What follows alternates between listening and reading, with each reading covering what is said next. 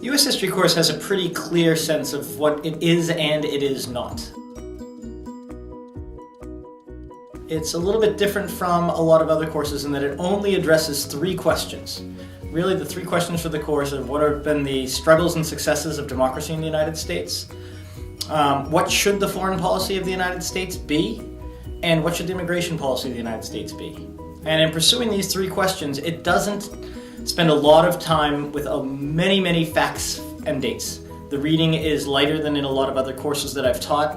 It's not too detail-oriented.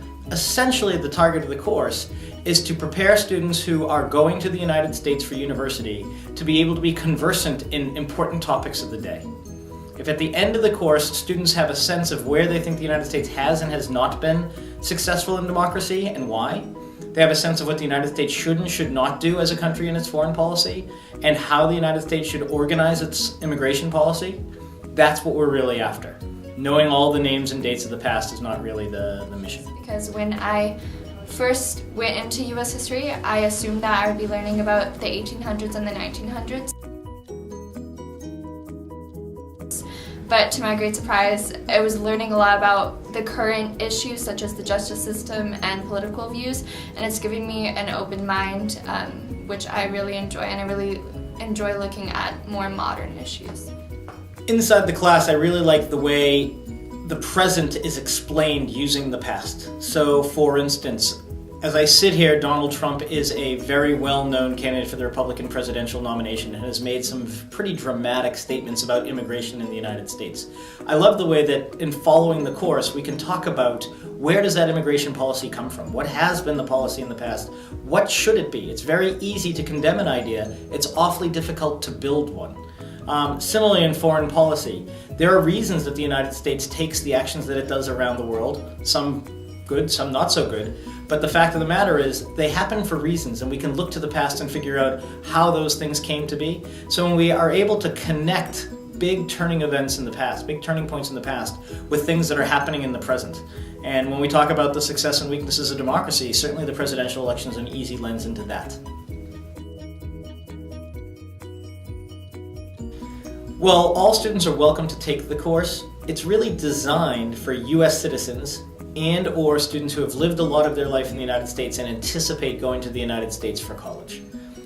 Really trying to do is say, hey, when you get to college in the United States, people who have lived there their whole lives will probably know a handful of things. How do we put you on a conversational plane with them? If you're really passionate about the study of history and different interpretations of history and cause and effect and all of that, the IB history courses do a wonderful job with those pieces, and students who love those things should take those IB history classes. So the first student I would say would be someone who loves discussion, because that's what mainly this course is. You don't have a lot of homework, it's more analyzing everything in class. And so if you're very voiceful and love to debate, this is the perfect opportunity to state your opinion and how you feel on certain subjects. Also, like I mentioned previously, there's not a lot of homework. That's not saying that there isn't a lot of content in the course, because it is, and mainly your grades come from your essays. But if you're not someone who has a lot of time, then it's good because you do everything in class rather than outside of class. Also, if you'd like to understand the US a little bit better with foreign affairs and internal affairs, you don't have to be a US citizen to take this course. You just have to enjoy learning about history and kind of keeping an open mind, not just going to straight stereotypes when you think of the US. This course definitely teaches you more of the details and the depth of US history and the decisions we made and why we made them.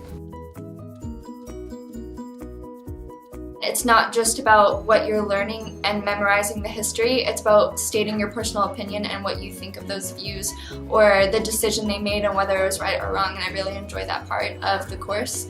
And then as well, this class has taught me how to write. I didn't know before, but this course has a lot of essays, and so I wasn't prepared with the writing to come, but Mr. Hansberry has taken us under his wing and taught us a lot about how to write and how to write a well-written essay, and it's really improved my writing a lot.